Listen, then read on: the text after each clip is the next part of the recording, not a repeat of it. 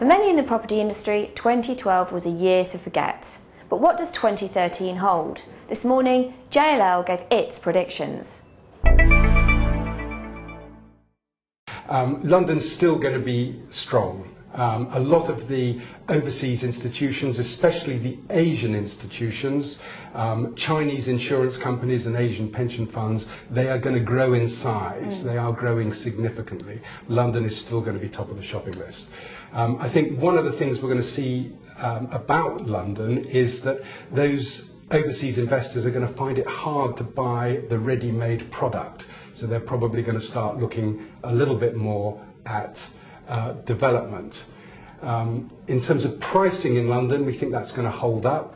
We're still below in yield terms the 20-year long-term average, but there's no reason to suggest at the moment that that's going to change.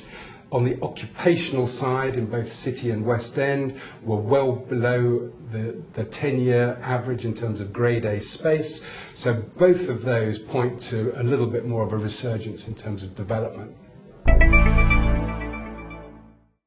In the offices market, JLL is predicting that City London rents will increase by as much as 4% as supply tightens. The City actually this year is going to see a reversal of the increase in supply that we saw last year. And that is, as we know, a very tight geography. The occupiers there still want to be there.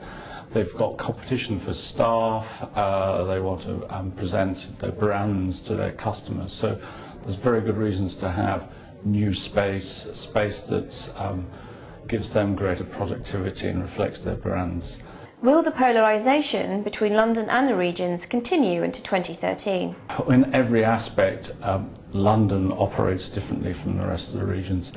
They are still going to have a challenging time. Employment levels are generally flat. There is little new development being planned, but there's still plenty of vacancy for the demand that we can see through this year. Interestingly though, the size of deals last year were particularly tiny, so we are anticipating as a house some bigger deals happening in the regions, but it'll be fairly city specific. Where we see hotspots, the economic environment in Edinburgh and Bristol make for a stronger anticipated performance than some of the other big six centres. In retail, we saw some major fatalities last year. What does 2013 hold? We've seen more fatalities at the back end of last year with Comet and so on. I think that there is going to be some more.